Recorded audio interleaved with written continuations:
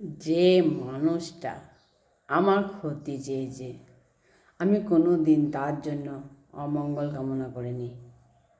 হ্যাঁ, যারা আমার জন্য যে আমার ক্ষতি চাইছে, যারা যে কেউ, তাদের জন্য আমি কোনো দিন অমঙ্গল কামনা করিনি।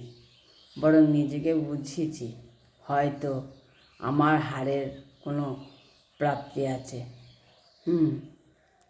আমি যদি হেরে যাই না, তার হাতেতে কোনো কিছু পাবে আর কি, এটাই ভেবে নিয়েছি।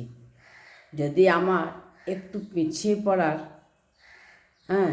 কারো জীবন খানিকটা গুছিয়ে যায়, তাহলে সে দায় আমি নিতে পারি। আমার জন্য যদি কারো জীবনটা খানিকটা গুছিয়ে নিতে পারে সে দায় আমার মাথায় বা ঘাড়ে নিতে পারি।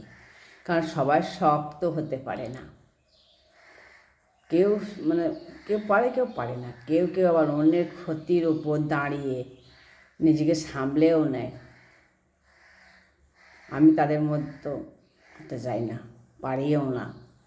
যদি ভালো থাকার শর্ত হয় নিজের কষ্ট মেনে নেওয়া, তাহলে ক্ষতিটা আমারই হোক, তবু কেউ একজন ভালো থাকুক, এইটাই আমি সবসময় শুভকামনা করি।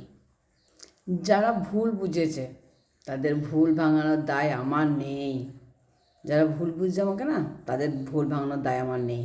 যারা ছেড়ে চলে গেছে তারা ফিরুক, সে আশা রাখি না। ফিরল কি না ফিরল আমি তাদের আশাও রাখি না। আঘাত করলো যারা, তাদের মাফ করে দিতে শাস্তিও পেয়েছি।